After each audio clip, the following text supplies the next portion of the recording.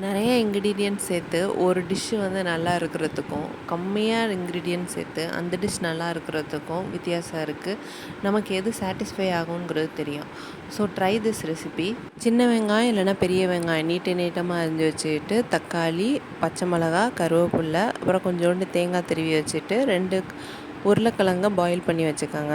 First மிக்சியில் அந்த தேங்காவோட கொஞ்சோண்டு பூண்டு, அப்புறம் நீங்கள் கட் பண்ணி வச்சுருக்க வெங்காயத்தில் கொஞ்சம், தக்காளியில் கொஞ்சம், பச்சை மிளகாவில் கொஞ்சம் எல்லாத்தையும் எடுத்து போட்டு அரைச்சி தனியாக வச்சுக்கோங்க. எண்ணெயில் கடுகு உளுத்தம்பருப்பு பொரிஞ்சோன்னே நீங்கள் கட் பண்ணி வச்சுருக்க எல்லாத்தையும் கொட்டி ஒரு 2 வதக்கிட்டு மிக்சியில் அரைச்சி வச்சுருக்கதையும் எடுத்து ஊற்றி அதையும் 2 பெரட்டிட்டு தேவையான அளவு தண்ணி ஊற்றி வச்சுட்டு உப்பு, மஞ்சத்தூள், உருளைக்கிழங்க கையாலேயே 4 பாதியாக அதில் போட்டுட்டு 2 கொதி வந்ததுக்கப்புறம் அரிசி மாவு இருந்தால் அரிசி மாவை தண்ணியில் கலக்கி அதை அதில் ஊற்றலாம். அப்படி இல்லைன்னா கோதுமை மாவு கலக்கி ஊற்றலாம். கோதுமை மாவு ஊற்றினா கொஞ்சம் கொல கொலன்னு வரும். ட்ரை பண்ணி பாருங்கள்.